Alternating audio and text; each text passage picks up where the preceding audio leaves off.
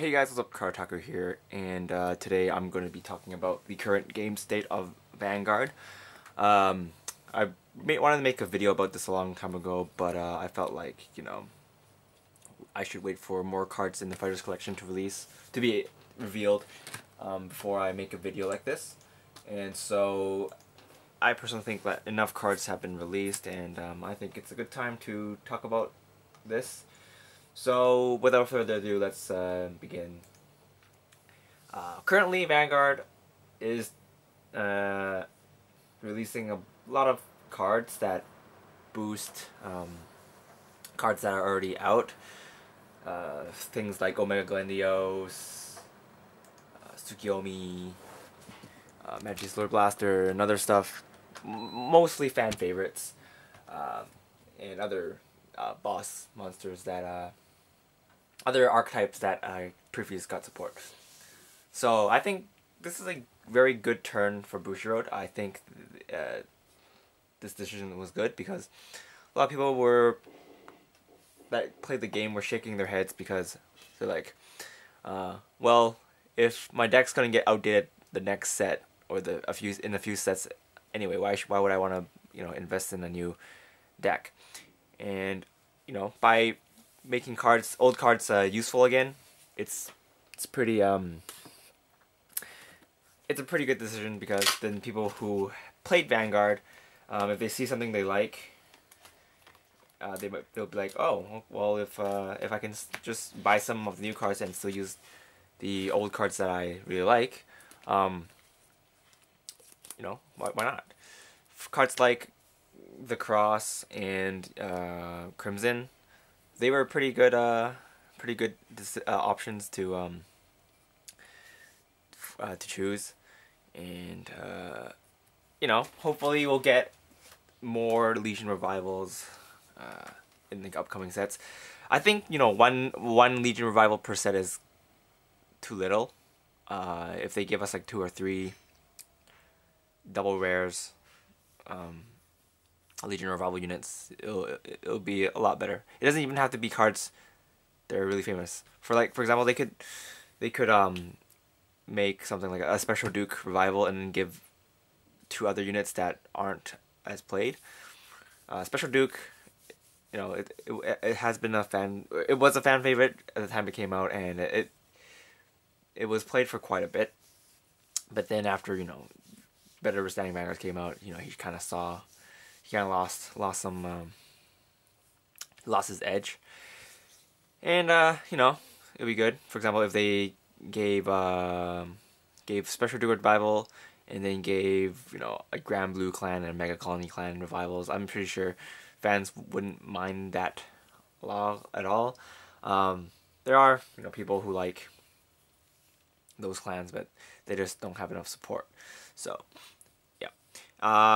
Anyway, so let's talk about the deck building now. Deck building, it's a lot more diverse than it was previously, because there are so many more things that you can do with a deck now. Since when they release booster sets, there are a lot of really good commons and really good rares that you can use that previously wasn't really in the game before the G boosters.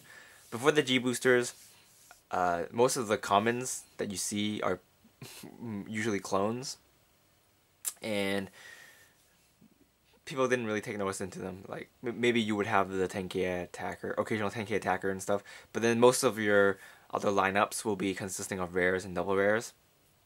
So making commons that are really good and rares that are really good, like grade 3 rares that are really good, I think it makes the game less expensive to play, and it makes people want to invest in more decks.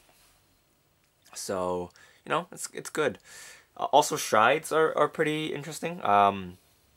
Strides, as of now, there aren't too many Strides for a lot of decks. Like, for example,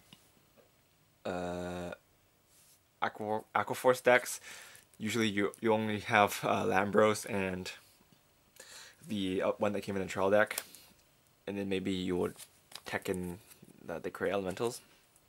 But I feel like as the game will progress, you're going to get more options, and more things to decide whether you want to use or not. For example, if they have another really good Aqua Force Stride that is also a Persona Blaster, I'm not sure if they're gonna make you. Actually, I think there was one Kagero unit that got revealed, and you can play that instead of something else. I'll talk about that in a later video, I guess. But yeah, so with all the other new mechanics out there, well, not generation breaks and stuff like stride bonuses and stride breaks or whatever you want to call it. There's a lot of different options for you to play. For example, in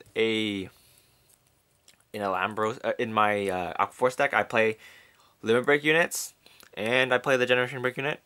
It's pretty interesting.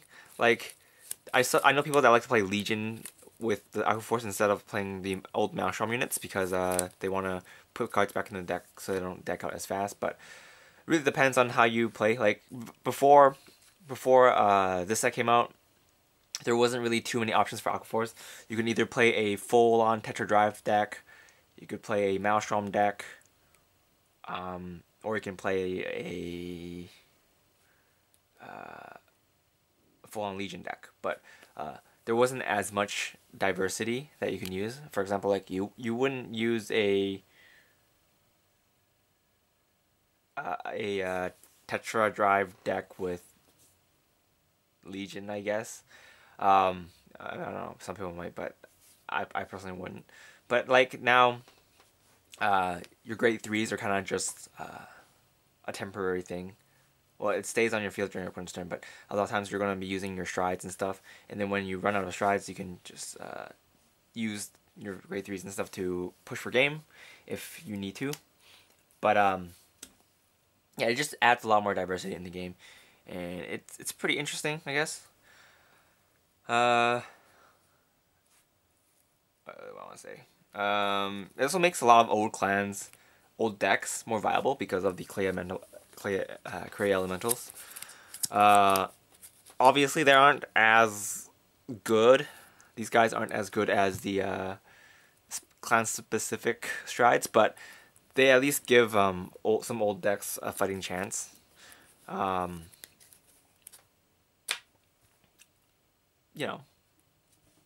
At least you can still stride. Unlike when Legion first came out, and like pretty much all decks that couldn't Legion just lose because they couldn't keep up with the constant big numbers and stuff. So, I feel like the Cray Elementals is a pretty good idea on Bushiroad's part. So yeah. So as I said before, deck building is pretty diverse now. Before strides came out, you would pretty much play a full on Seeker deck if you want to win. But now there's a lot of different builds. For example, you can play Seekers with Jewel Knights.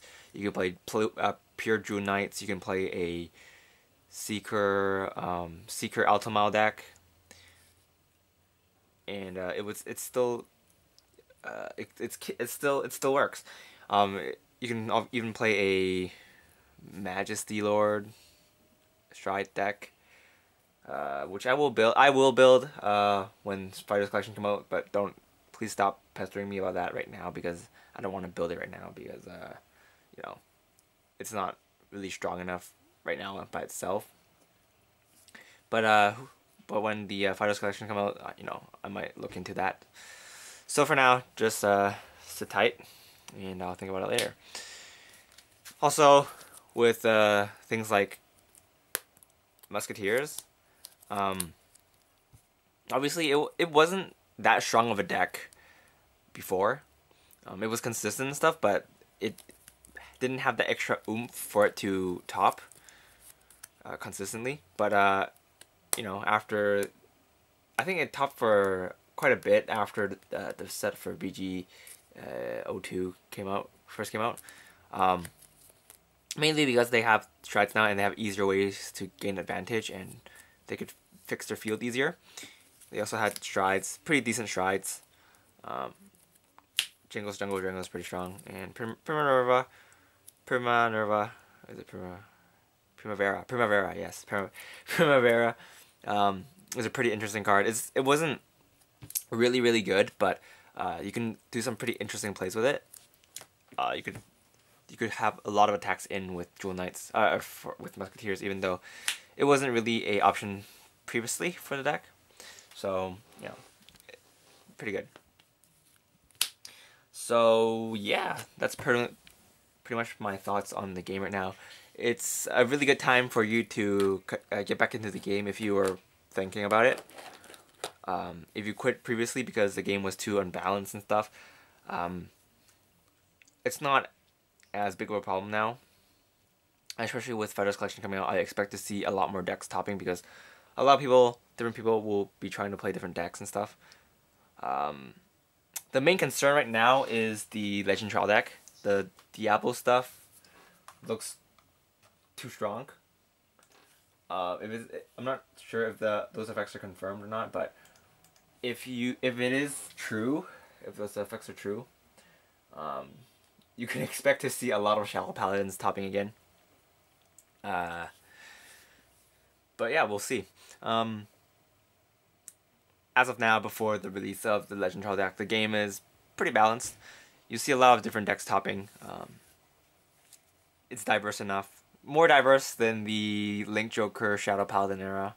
The Raging Form era, I guess.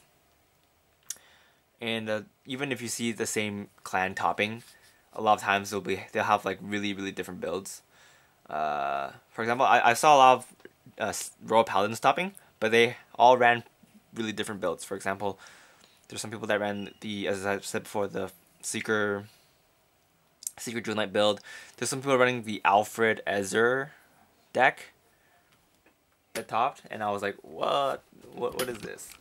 So it definitely allows more people to have their creative juices flowing, which was one of my main concerns before for this deck, for this game, because there isn't really too much creativity going on.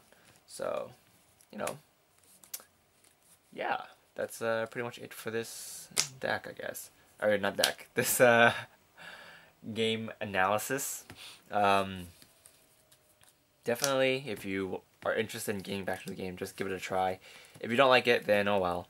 But if you give strides a try, I'm sure you'll like it. Yeah. So that pretty much wraps it up for this video. Thanks for watching. Oh, I apologize for not posting for a while, but I had a lot of projects to do, a lot of tests and stuff, so I didn't have time to post. Also, there was not really anything going on in the Vanguard community recently, so yeah. But I'll be posting a Legend Trial deck unboxing next week probably, so stay tuned for that.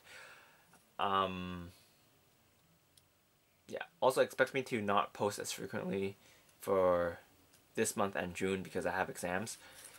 But after that, I'll be pretty free because I'll be out of school by then. So, yeah, that's pretty much concludes it for this video. Thanks for watching, and I'll see you guys later. Bye!